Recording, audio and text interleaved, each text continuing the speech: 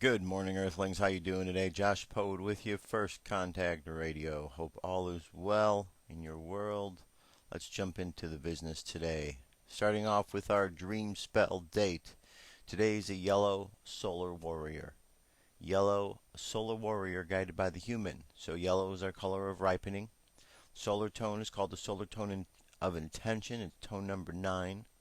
The warrior is symbol number 16. The warrior is all about questions, asking questions about being fearless. And the human, which is the guide for today, is all about free will. Altogether, the phrase for today is I pulse in order to question, realizing fearlessness. I seal the output of intelligence with the solar tone of intention. I am guided by the power of free will. And on the Gregorian calendar, it is Tuesday, September 6, 2011. We're just going to continue right along with our business at hand. Dirk is not with us today, but he will be back soon enough. In the meantime, since 9/11 is this week and we're getting barraged with 9/11 information out there and in the world on the fake television programs that are trying to convince you that it happened the way that they say it did, like many other alternative news programs, we are going forward with playing you the real information about 9/11. Yesterday I played part 1 of Loose Change, the final cut. Today I'm going to play part 2. I'm going to play it all during the rest of the week so that you can get some real information about what really happened as opposed to their fake story. And I'm sure by now you don't believe the fake story, right? It's been 10 years. You've had plenty of opportunity to understand. Plenty of opportunity to accept the fact that what happened was not what you were told. The shock should be worn off by now, right? 10 years, it's a long time. This is Loose Change, the final cut, part 2. Check it out. And a business card, found in Shanksville. The list goes on. A former high-level intelligence official commented to New Yorker magazine, whatever trail was left deliberately for the FBI to chase. They used hundreds of different payphones and cell phones, often with prepaid calling cards that are extremely difficult to trace. And they made sure that all the money sent to them to fund their attacks was wired in small amounts to avoid detection. Small amounts?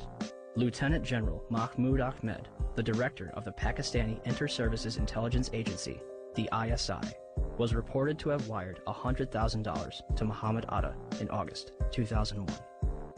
This transfer was facilitated by Saeed Sheikh, the man who allegedly kidnapped and murdered Wall Street Journal reporter Daniel Pearl, who is investigating the ties between the ISI and Islamic militants. And the Pakistanis, of course, if you know your history, have only been a couple of degrees of separation away from the so-called Al-Qaeda hijackers. The ISI has had a long-standing relationship with the Central Intelligence Agency, dating back to the 1980s with the establishment of the Mujahideen in Afghanistan, which would evolve into Al-Qaeda. I focus in on the wire transfer that General Mahmoud Ahmed wired to Muhammad Atta right before 9/11. That's pretty crucial because General Mahmoud Ahmed was actually meeting with key Washington, D.C. insiders, Senator Bob Graham, Porter Goss, the future director of CIA, on the morning of 9/11. And he has a relationship not only with the CIA, but with Dick Armitage at State Department, Mark Grossman at State Department. Yes. Are you aware of the reports at the time that ISI chief was in Washington on September 11 and on September 10th, $100,000 was wired from Pakistan to these groups here in this area? And why he was here, was meeting with you or anybody in the administration? I have not seen that report, and he was certainly not meeting with me. Yes?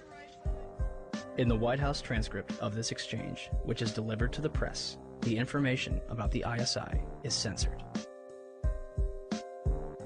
Bob Graham and Porter Goss will later co-head a joint inquiry which publicly claims that the Bush administration received absolutely no intelligence that could have prevented the attacks. The meeting begins at 8 a.m. over breakfast at the Capitol building and lasts through Flight 175's impact with the South Tower. During his visit, which began on September 4th, Ahmed would also meet with the present CIA director, George Tenet. A month later, after reports of the transfer between himself and Atta, Mahmoud Ahmed retires from the ISI. The 9/11 Commission report will later conclude that they saw no evidence that any foreign government or foreign government official supplied any funding.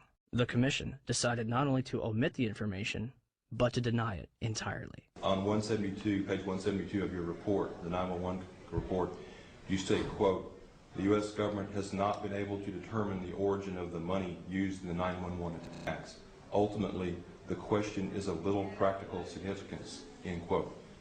How can you state that the question of who bankrolled the deaths of 3,000 American people on September 11th is, quote, of little practical significance? Because it costs so little money.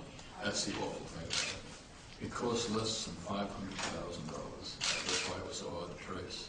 We were able to find pieces of the $500,000, but it came in very small pieces.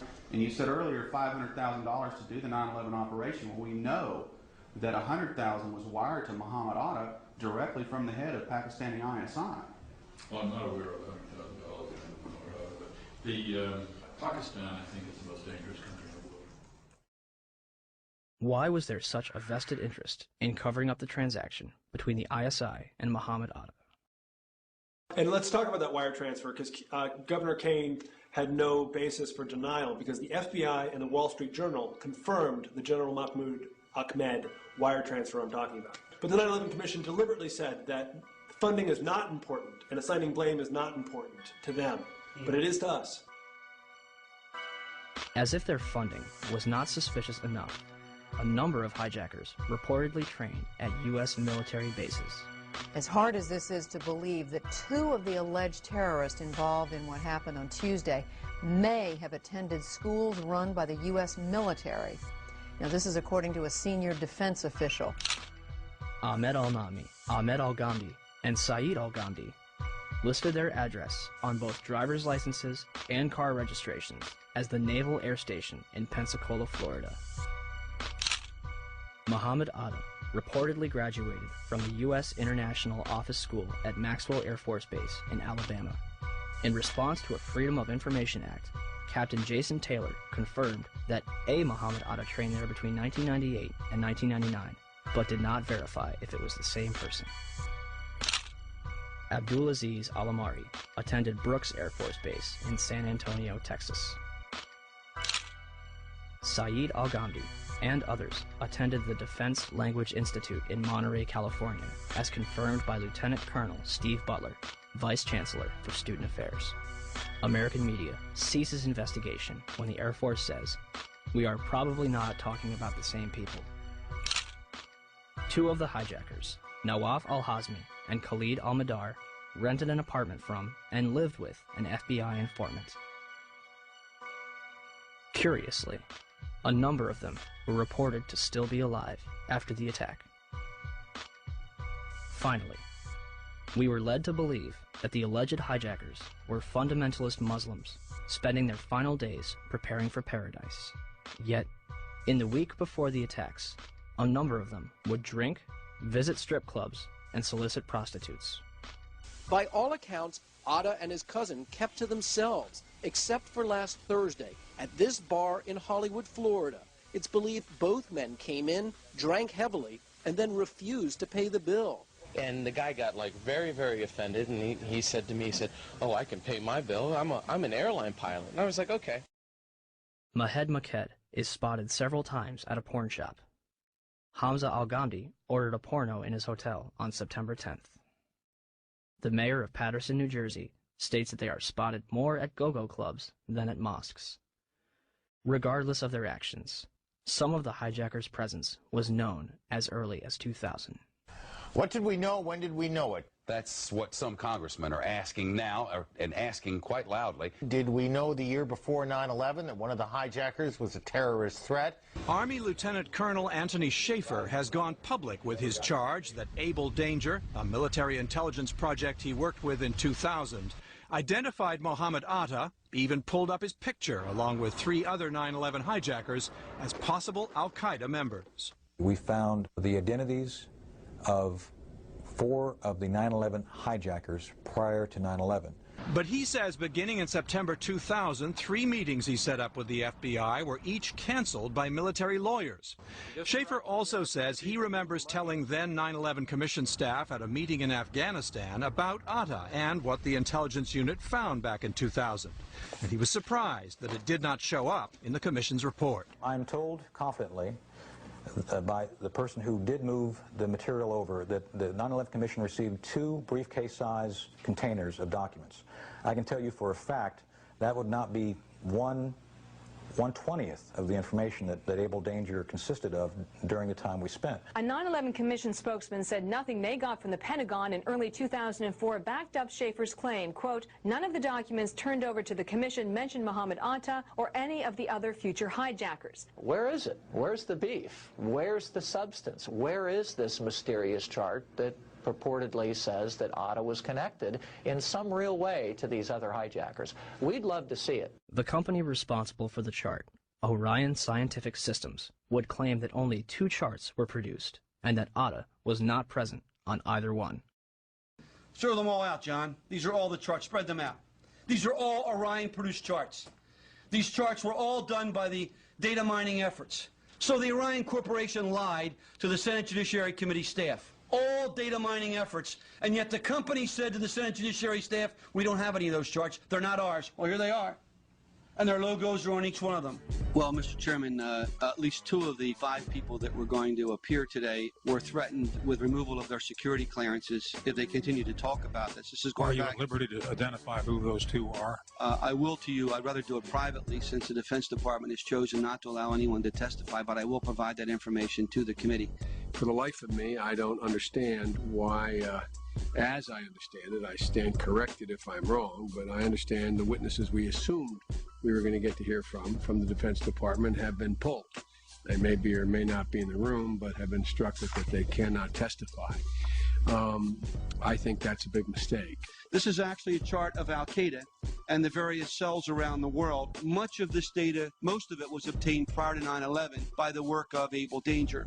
As you see, there is an actual photograph of Mohammed Atta. What does that depict generally? It depicts the organizational and activity associations of Al-Qaeda operatives that were involved in 9/11 and related events. And at the time, if the Commission had looked into this in early 2004, the charts that had Mohammed Atta on it still existed. There was a chart in Mr. Smith's office. There was the chart that still should have been in the Defense Intelligence Agency because it wasn't destroyed within Lieutenant Colonel Schaefer's files until the spring of 2004. The same with the chart that Mr. Smith had. Our support. But if our government was responsible for some of the greatest crimes against this nation, would you really want to know? These are big questions, but these questions deserve answers. It's time to demand the truth. People should not be afraid of their governments. Governments should be afraid of people. 9/11 was an inside job. Kennedy was killed by the CIA. Jimmy Carter saw UFO. Answers to secrets you need to know. So wake up, wake up, wake up, wake up. Wake up, wake up, wake up. Wake up, wake up, wake up, wake up. Wake up, wake up, wake up.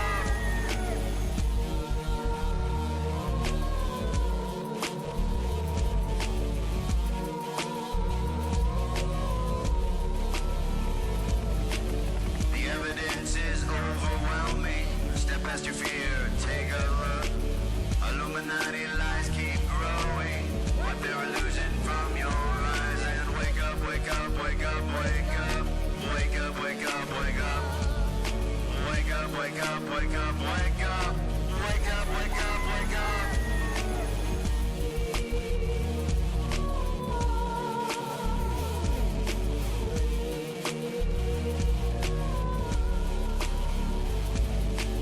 What would our founding fathers say if they were alive today?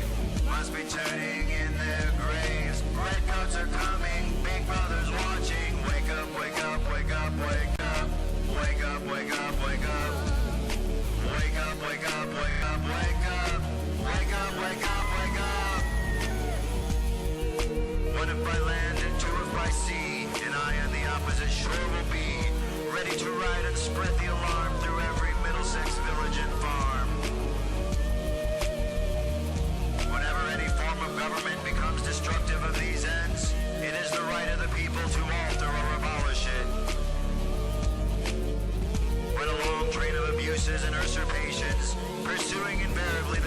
objectives is a design to reduce them under absolute despotism. It is their right, it is their duty to throw off such government and to provide new guards for their future security.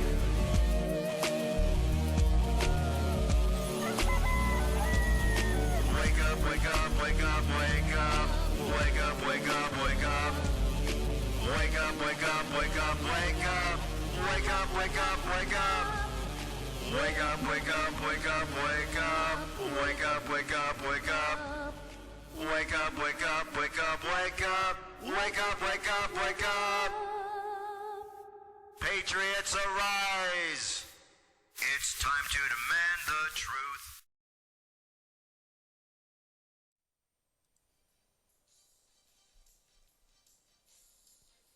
This is the UFO News with Joshua Poet.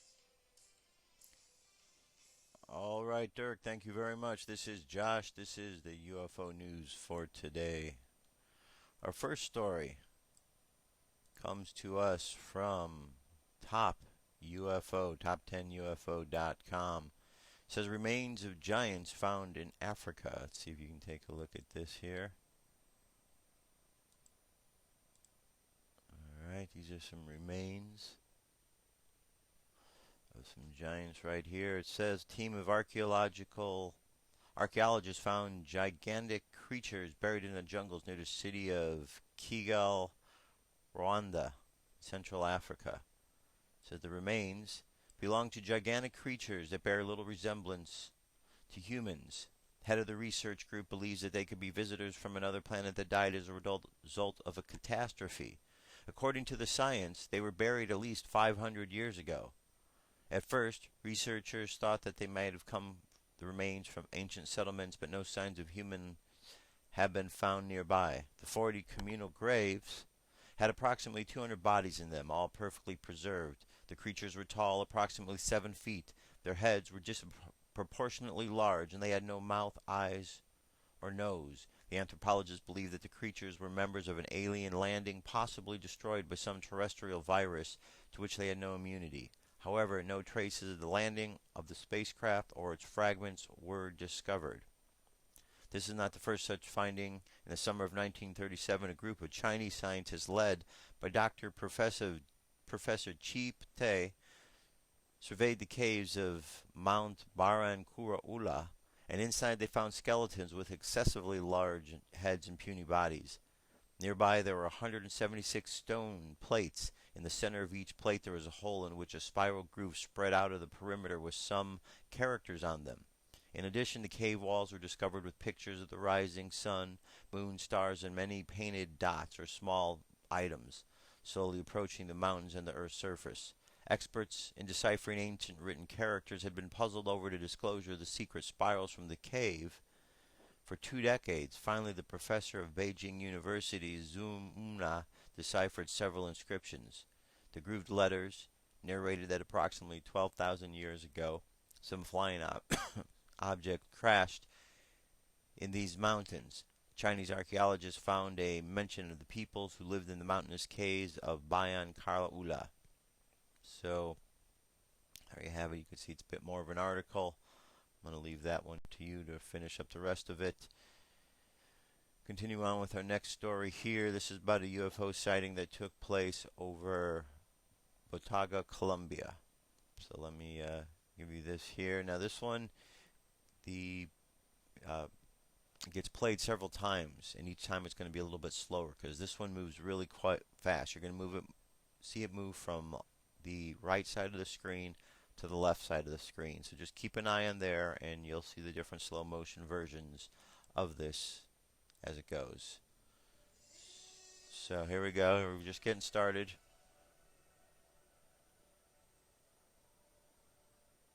Okay.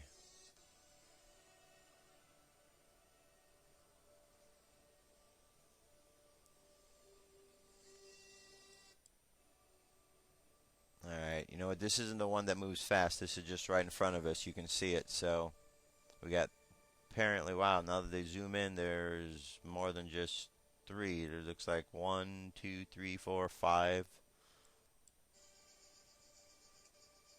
As they're moving That's definitely pretty amazing.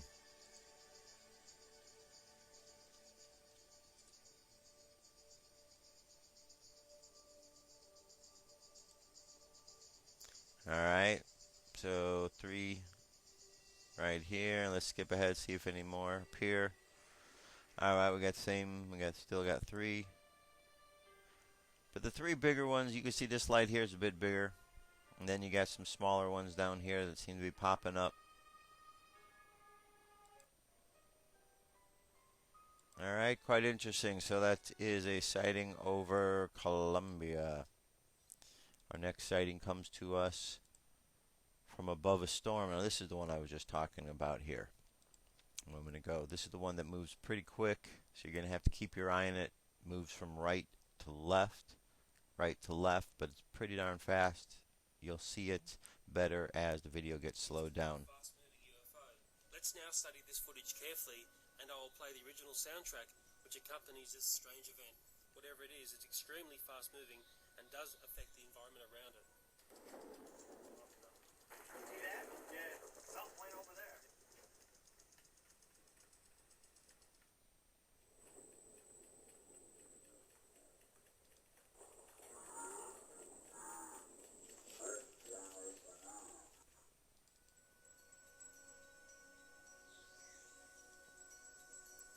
Alright, here we go, a bit slower.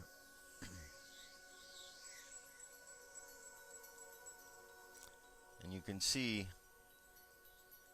from right to left, the light does come in a little bit better. It just kind of streaks across the sky. You can, there you go. There's probably the best image of it. Let me freeze that right there.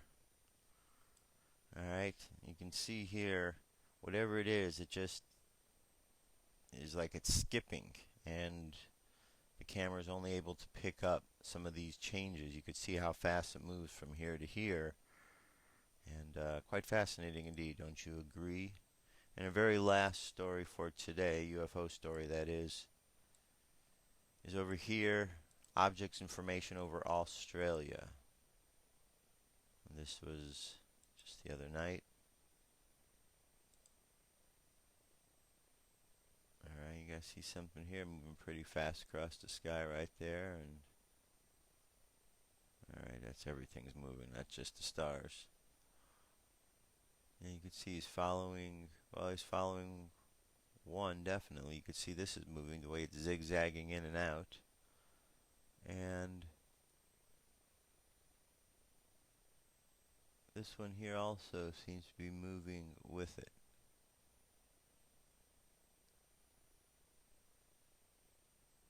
Yes. So first there was a question whether this might be a smudge on the camera, but you can see as the camera's moved, this has moved a little bit differently. A smudge wouldn't have moved. This one's still flying across, so these two ships trying to get somewhere pretty quick, it appears. Pretty quick indeed. Maybe they're late for dinner and they're rushing back to the ship. Who knows, right? Right? I mean, beings on ships, they eat too. And just because they're out on a mission doesn't mean that they don't have to get back quick. Right? So there you have it. UFO sightings and news and information for today. Let me jump ahead to, what we're going to jump ahead to.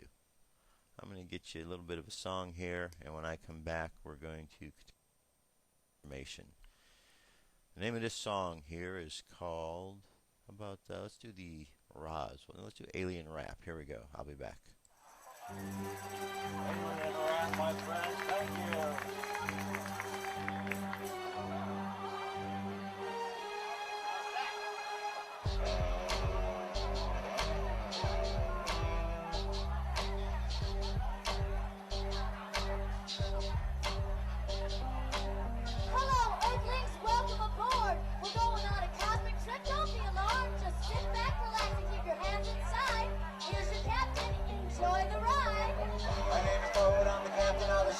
I'm gonna take you around on a crazy little trip. Traveling inside and outside of time. New dimensions, that's how you'll find. And if you wanna understand what I say, you gotta change your way of thinking to another way. I'm not thinking the way you might think. You wanna understand me, we gotta get insane. Humans are a curious race, the way you're running around all over the place. We're not so different from your kind and ours. You're living on this planet, we come from the stars. But now we're here at this particular time to help you get through some particular time. Please listen up to what I say. Gonna share some wisdom with you from back in the day. We are all one, we are all one, we are all one. Love each other, play, laugh and have fun. We are all one, we are all one, we are all one. Love each other, play, laugh and have fun. All right, everybody, I'm back. So what do we got going on now? We're going to jump into some space weather. First thing we see right here, Earth-directed flare. Earth-directed flare. This morning, and this comes to us from spaceweather.com, this morning at 1:50 Universal Time, sunspot 1283 produced an M5.3 class solar flare. A movie from NASA's Solar Dynamics Observatory shows the flash of extreme UV radiation. Because the sunspot's central location on the solar disk, the eruption was Earth-directed and a CME might be heading our way.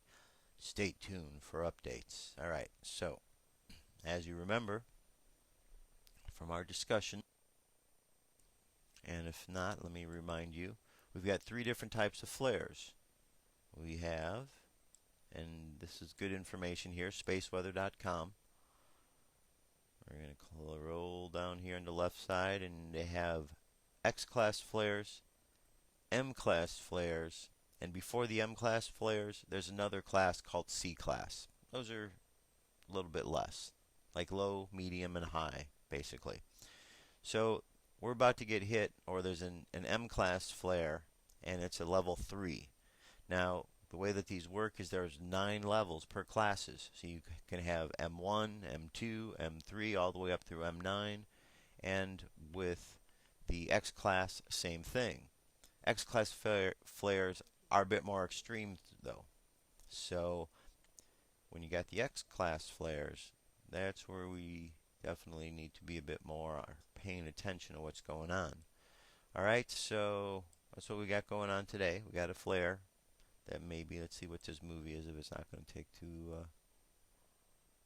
alright, what do we got here? There you go, you can see that bright flare coming off of it, okay?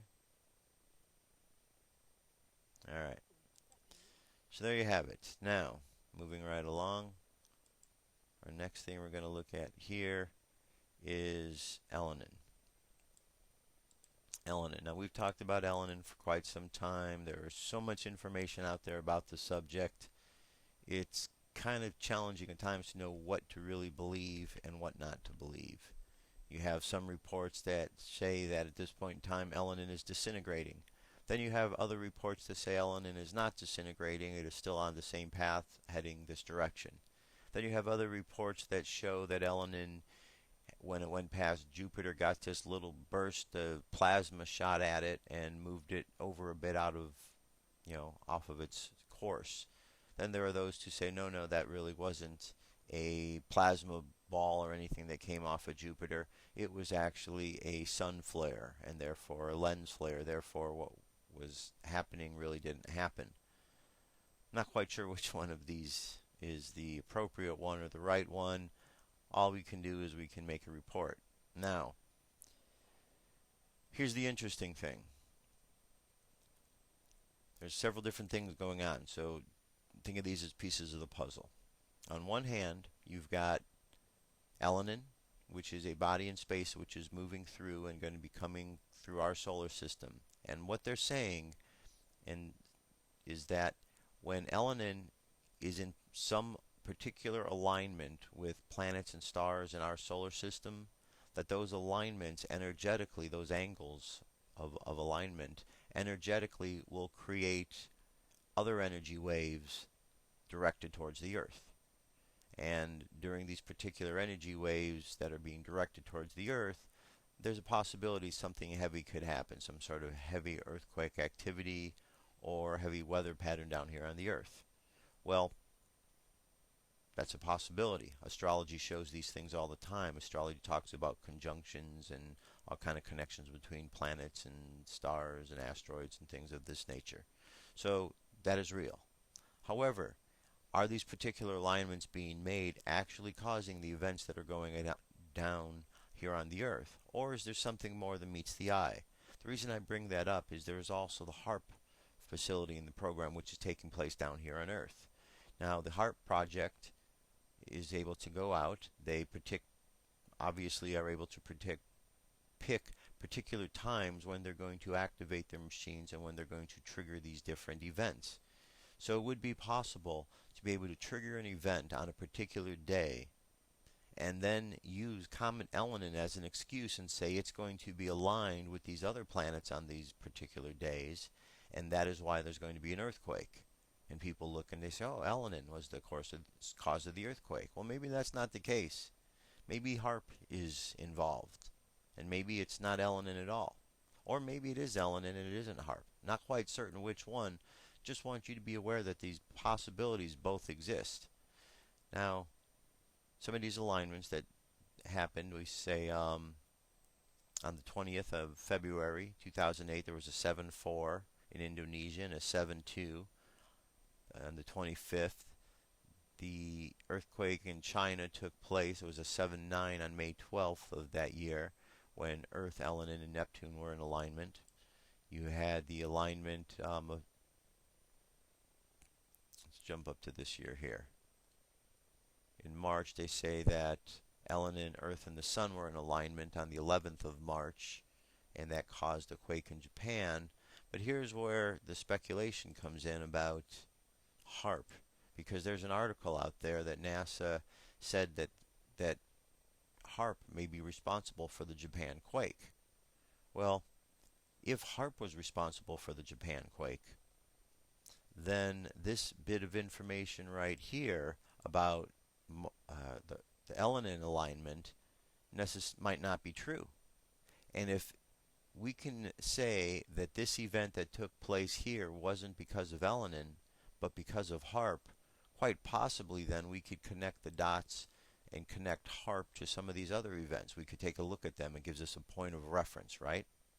So let's use this as a point of reference, and what NASA is talking about, maybe it isn't Elenin, maybe it is something more. Nonetheless, these are the alignments that are going on. There was an alignment on the 31st, or which they say becomes visible on the 6th, which is today. It aligns with Mercury and Mars. So we'll have to see what goes on today. There's an alignment which takes place on the 25th between the Sun, Mercury, and Elenin. And then on the 27th, in between the Earth, the Moon, Sun, and Elenin, there's an alignment as well. So we're going to have to pay attention, see what goes on in those dates. Let's also pay attention to the HAARP activity which is taking place out there. Now, how can you monitor the HAARP activity? Very easy. You just go to their website. Alright, you have here the induction magnetometer. And let's look at the latest 36 hours. Sometimes it takes a while to load because there's lots of other people looking at it. And check this out as it loads in. You can already see that there's something going on right here. Some sort of disturbance in the magnetic field. And that's a pretty high intense mark there. Just allow it to unfold a little bit more. And alright, well, let's do that. I'm going to jump on to something else. We'll come back to that momentarily. Now, here's an interesting story that kind of ties into this in some ways. This is about Obama's visit to the West Coast, right? And I just showed you over here that on the 27th of September, there's this Elenin alignment, right? Now over here, Obama's going to make 3 West Coast visits. One of them is going to be in Hollywood at the House of Blues. Then he's going to be going to the Sunset Strip landmark. What is it here? Scene seen why Fig and Olive restaurant. And then the most important one that relates to what we're talking about is right here. On the 27th of September, he is going to be in Denver, Colorado. Well, what is in Denver, Colorado? The underground bases are in Denver, Colorado. That's where the big bases are.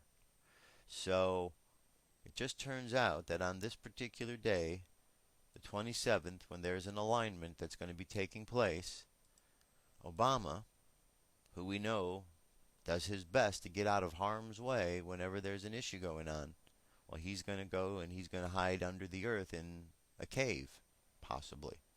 Isn't that what Osama bin Laden does, hide in caves? So now our guy Obama is going to be hiding in a cave. I wonder if there's a connection. Interesting, don't you think?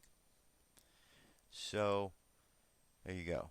Now, let's go back over here and let's take a look at our induction magnetometer. And as you can see, something is going on. Alright? When this is quiet, this screen is black.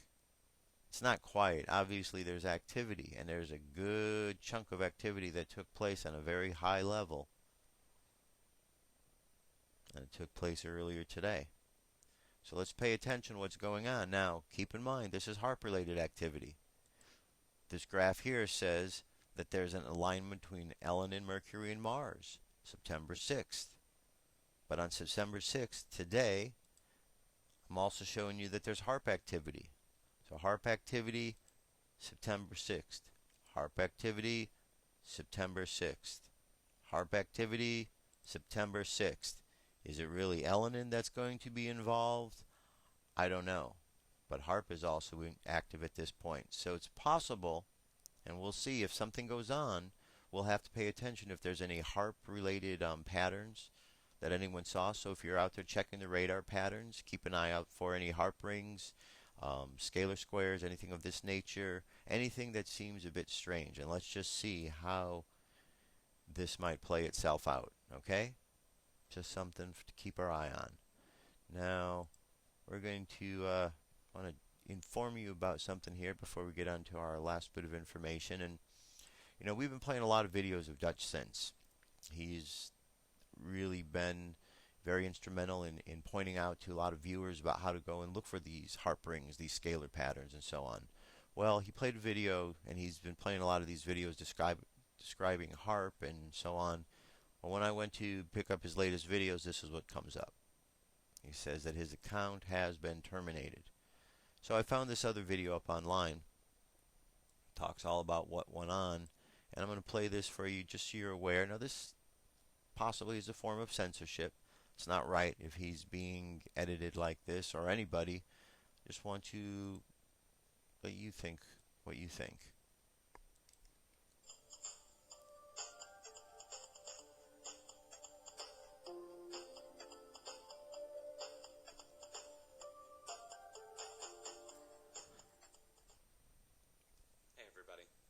Dutchsinse here. It is 9:50 a.m. Central Time on Monday, September 5th, 2011. And I'm over here on my Facebook page, and I'll put a link down below on the blog for that, so if you guys want to go ahead and come on over and sign up and become friends on Facebook, we can actually discuss with each other these different things that we talk about, weather modification and earthquakes, earth changes and space anomalies. But the reason I'm on here is because my YouTube page today was shut down, and it says this account has been terminated due to repeated or severe violations of our community guidelines and or claims of copyright infringement. Well, you can go ahead and cross off copyright infringement because YouTube actually sent me a message saying that my video violates the community guidelines of YouTube. And the video in question is from August 5th, and it's called Weather Manipulation via Frequency equals explanation on scalar squares and HAARP rings. And what it was a detailed analysis by me explaining my theory on HAARP rings. I showed different patents, different radar, different locations on Google Earth, and I put that all together in a video explaining my position. The video is available for download here on my blog if you want to watch it, and you can decide if you think it violates YouTube's community guidelines. And so my account is disabled. Now I went over to go log into my backup account, which is spelled Dutchsinse, and I couldn't get in. It was giving me an error, something about trained monkeys, and I've tried logging in about 10 times to that, and I can't get in. So I don't know where to go with that. So right now I've got the blog, okay, and I've got a deactivated YouTube channel. I lost today 717 videos that I had uploaded on YouTube. I don't know where to go with this other than that. My account has been terminated. I responded to them. I think this is unjust and unfair. I'm willing to appeal this to them or in a court of law. This video especially, I mean, if they're going to flag this video, go watch it and you tell me if it's objectionable at all. It's me stating my scientific theory behind HAARP rings and scalar squares, and backing it up with scientific documentation to show what I think is going on. And so I just find it highly suspicious that this video would get flagged for a community guidelines violation. They already tried that once. They tried to get one of my radiation forecasts where we showed myself and Patriotic Space of all people. It was part 3 of 3 that they flagged for me on the previous time. So this time they got me. And here's a screenshot of it. I put a screenshot on the blog so you could see when it happened. It happened about 2.5, 3 hours ago now. So I will put a link to this down below, folks. Hang in there. Much love. It's just a crazy time. It's just a really, really crazy time. That's all I can say. All right, so let's just connect the dots and let's just pay attention, okay? Here's a video, a researcher who's been talking about HAARP rings, scalar squares. His video and his account has been pulled down. Is it because of that? I don't know. But here we have the HAARP pattern. Here we go. We got the HAARP. We got activity going on. So we have a video about HAARP that's been, and a researcher about HAARP that's been, had his videos removed. We have activity from HAARP. We have an alignment going on at the same time we're seeing that activity. And we've got a president who's going to be going to the area of the underground bunkers on the time of one of these bigger activities here. So what we need to do is pay attention, because maybe HAARP is directly involved with all of this, and that's the big smokescreen that you're trying to hide. It's just a theory, just an idea. I don't know, maybe I'm completely off base, but I just wanted to point out some connections I saw and see what you think about those. Now, the very last thing I want to get to today is I want to play the second part of this piece called Connect the Dots, 9/11 Connect the Dots. Just more information. You know, life is all about connecting the dots. There's so much information out there, so many pieces to the puzzle. It's kind of hard to figure it out at times if you don't understand how all the pieces work. You know, you can't just look at one little piece and see that as the whole entire world. You have to be able to put all the pieces together. 9/11 is such a big, big picture. You have to look at it from the perspective of a puzzle having a lot of pieces. Looking at one isn't going to do the trick. That's why it doesn't work when somebody is asking for a 9/11 truther to explain it to them, and they demand that, well, tell them all at once. Let me know all at once. Give me one statement. Can't. It's too big of a deal. There's a lot going on. So all that being said, let me jump to part 2. I'll be back. A close, careful look at the passenger list might give us some clues. There are more top-secret security clearances here on this passenger list than there are in most medium-sized cities in America. Especially astounding on this bizarre passenger list is the preponderance of Navy personnel amongst the forearmed services, and a tilt toward propulsion and guidance systems among all the possible secret technologies. One of those systems was an onboard warning and control system which could take control of any commercial aircraft and fly it by remote control. AWACS was developed by Systems Planning Corporation, a company owned by Bush's good friend Dov Zakheim. The prevailing conspiracy theory is that the planes were hijacked and flown into the buildings by remote control. This is further supported by the final flight maneuvers performed by the second plane to strike the World Trade Center. Since every amateur videographer in New York City had their cameras pointed up at the burning Tower 1, the second plane strike was filmed from nearly every conceivable angle. Expert analysis of this plane leads to some startling revelations. First, there is the expertly controlled flight characteristics of this plane. During its last 20 seconds of flight, UA-175 made a single corrective maneuver so perfectly timed and executed that it could not possibly have been piloted by human hands. Then there is the extra piece of equipment on the underside of the plane. This was analyzed by several experts who confirmed that it was not a Shadow, but a Barton Marietta AWACS flight controller, mounted underneath the front of the plane. One of the things that jumped out at me when I looked at the footage of the video of Flight 175 as it went into the World Trade Center is it appeared to me that there was something on the under fuselage of that aircraft that did not belong there, at least not with a commercial airliner. Now, I'll tell you where I have seen attachments that look like that on military aircraft. So the question you have to answer now is, was that the commercial airliner that hit the World Trade Center, or possibly was it an aircraft that looked very similar but was a military type airplane? All the recorded sources, all the different photographic evidence that was produced by CNN and ABC, they all show this pod. It's there. You can see it with your own eyes. And in my professional opinion, that there was a pod attached to the bottom of that aircraft, and therefore it was not United Airlines Flight 175. They attacked loose change so severely for bringing this up that they actually got a lot of people to back off of it. Shortly after, they began a massive no-plane theory disinformation campaign to further obfuscate the truth. They would have their agents pose as conspiracy theorists and go on TV and radio shows to misrepresent the 9/11 truth movement, creating turbulence within and ridicule from the outside. According to Mike Ballone, a 9/11 rescue worker at Ground Zero who actually physically saw one of the black box flight data recorders taken from the World Trade Center rubble, said the FBI then confiscated the evidence and warned people not to talk about what they saw. Now, the official government story denies that they found any of the black boxes. However, if you look at every plane crash in aviation history, they always find the black boxes. Obviously, these black boxes contain information that the government doesn't want the public to see. So what really did happen to these planes? If you take a careful look at the flight paths of American Airlines 11 and UA-175, the two flights that took off from Boston's Logan Airport and crashed into the Twin Towers, you'll find a major clue.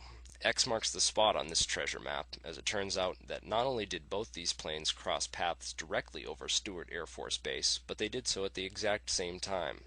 Another odd synchronicity is Flight 93, which had been sitting on the tarmac delayed at the airport for nearly 40 minutes with no explanation. Originally scheduled to take off at 8:01 a.m., it was delayed until the moment that Flight AA-11 crashed into the North Tower at 8:43 a.m. It would appear that Flight 93 was their backup plane in case one of the other flights was intercepted. After all, you've got two towers rigged for demolition. You can't take the chance that one of these planes gets intercepted. Another interesting piece of evidence that ties Stewart Air Force Base to the center of this 9/11 conspiracy is the white mystery planes spotted over Washington and the Pentagon. Through careful investigation, we've been able to map out the flight paths of these two ominous aircraft, which have been identified as E-4Bs, a type of aircraft that the military uses as mobile command posts. What concerns me is that both of these aircraft took off from and landed at Stewart Air Force Base. Finally, none of this could have ever happened if NORAD and our military air defenses hadn't been deliberately dismantled. The planes would have been shot out of the sky much like Flight 93 appears to have been. Rumsfeld took away military authority to shoot down civilian airlines in June of 2001 and gave it back again in November. Operations Vigilant Warrior, Vigilant Guardian, Northern Vigilance, and Northern Guardian were military exercises that involved sending all our air defenses to Canada to fight an imaginary Russian fleet, placing false radar blips onto FAA radar, and running hijacked plane scenarios which effectively left the military with only 4 planes to defend the entire northeast sector, while the FAA at one point had as many as 22 hijacked aircraft on radar to deal with. Under normal circumstances, NORAD would have responded to a hijacked aircraft within an average of about 11 to 14 minutes. I wanted to focus just a moment on the Presidential Emergency Operating Center. You were there for a good part of the day. I think you were there with the Vice President. And we had that order given, I think it was by the president, that authorized the shooting down of commercial aircraft that were suspected to be controlled by terrorists. Were you there when that order was given?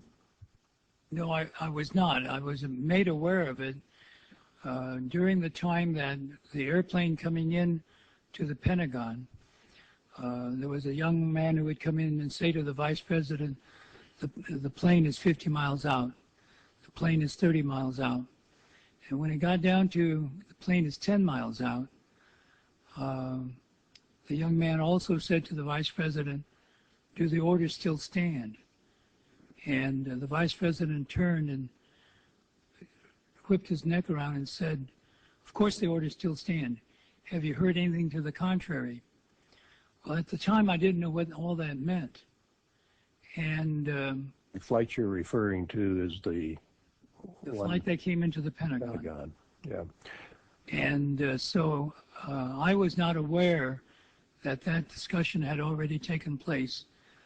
And but in listening to the conversation between the young man and the vice president, then at the time I didn't really recognize the significance of that. And then later I heard of the fact that the airplanes had been scrambled from Langley to come up to DC, but those planes were still about 10 minutes away. And so then at the time we heard about the airplane that went into Pennsylvania, then I thought, oh my God, did we shoot it down? Given all of these facts, which I encourage you to investigate for yourselves, who can we conclude was most likely the mastermind behind 9/11? Do you still think it was just Al-Qaeda? Or could Al-Qaeda really be Al-CIA? Of course, it wasn't the whole CIA, just an elite group of well-connected opportunists. Alvin Bernard, or Buzzy Krongard, was third in the CIA before 9/11 and was connected to a firm that purchased put options on American and United Airlines during the week leading up to 9/11. Options were also placed on Merrill Lynch, one of the largest World Trade Center tenants. This is clear evidence of insider trading and foreknowledge connected directly with the CIA. Krongard is also connected with Eric Prince of Blackwater, another company that made a fortune off the Iraq and Afghanistan wars. The Bin Laden construction group was hired to build permanent U.S. bases in Iraq, so the Bin Laden family benefited from 9/11 as well. Osama, the black sheep of the family, was a small price to pay considering the benefits. The Bush and Bin Laden families have been friends and business partners through the Carlyle Group for over 25 years. The Bush family can also be connected to nearly every single facet of the 9/11 conspiracy, from the very conception of Al-Qaeda and the Mujahideen under the Carter administration, where George Bush Sr. was Director of Central Intelligence, to the Iran-Contra scandal where he was Vice President under Reagan. In fact, George H.W. Bush is the only person to ever be Vice President, President, and Director of the CIA. The day of 9/11, George H.W. Bush was meeting with Osama bin Laden's brother, Shafiq bin Laden, on Carlyle Group business at the Ritz-Carlton Hotel in Washington. While all other flights were grounded that day, the bin Laden family was allowed to fly out of the country. Chief Pakistan spy General Mahmoud Ahmed also met with Bush administration officials the week before 9/11. Ahmed also met with Bob Graham and Porter Goss on the morning of 9/11.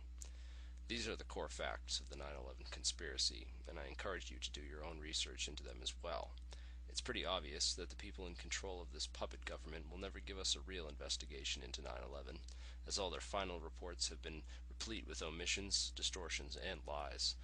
It is up to we the people to form organized, nonviolent resistance movement for the truth. We are soldiers in a new type of warfare, information warfare. A close, careful look at the passenger list. All right. So, it's been 10 years, folks. 10 years. If you're an adult and you've gone all this time without knowing, it's because you don't want to know the truth. Because the evidence is absolutely overwhelming. And I know you're going to say, well, that's just my opinion, right? I've heard that over and over and over again. Oh, yeah, that's just your opinion. No, it's not just my opinion. It is science fact.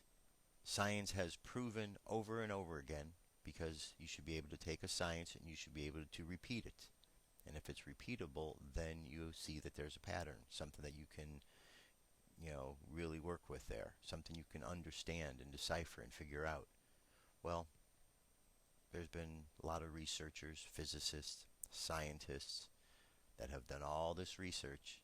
Beyond a shadow of a doubt, the entire theory that was posed by the 9/11 Commission is gone, blasted out of the water.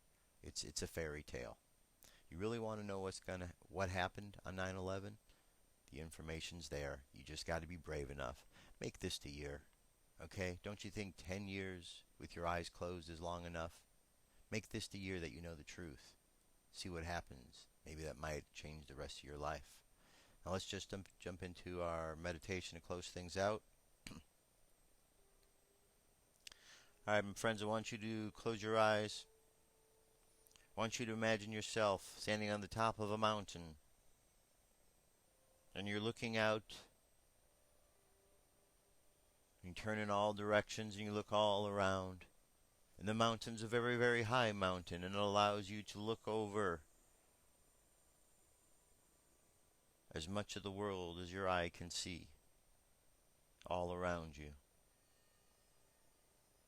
And you see a great distance.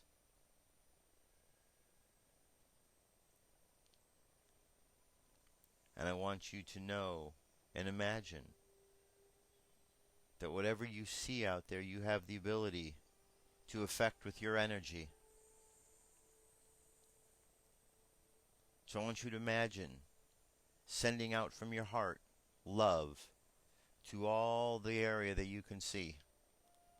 And just notice, as you send out this love from your heart chakra, notice how the world changes. Even at the farthest distance from where you are, notice how it changes by you sending out love from the place where you are. And in this realization, know that we can truly affect this planet in a positive way. Because there are millions, billions down here on this planet. And if we all focus our positive energy on removing the doubts and the fears, we will be amazed at what unfolds.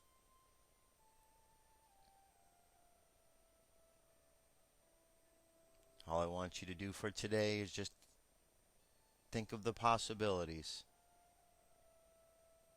Send out love. And think of a positive vibe for the world today. Think good thoughts for the world. Good wishes for everybody. And with that being said, holding all those things in your mind, let's bring our energy and attention back to this present moment on the count of 3. 3, coming back to the present moment, filled with absolute confidence. 2, coming back to this present moment, filled with faith. And 1, coming back to this present moment, happy, healthy, and whole. Happy, healthy, and whole.